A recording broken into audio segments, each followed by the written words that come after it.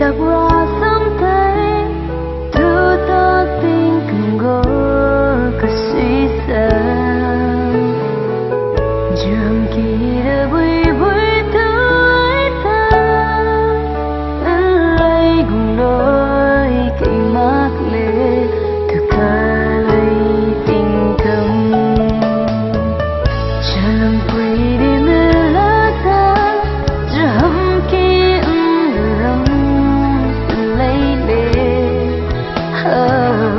giờ người sống đã vui vui tới ta mà ninh cùng đôi tình lắng tê chờ lòng lấy mi tê có lâu lấy là sao ra nửa hôm sau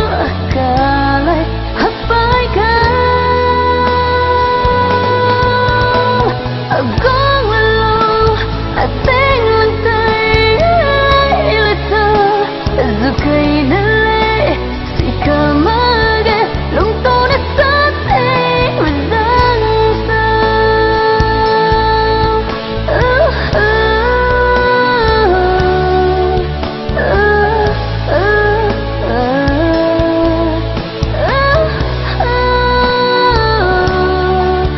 lòng tôi đã sát thế mà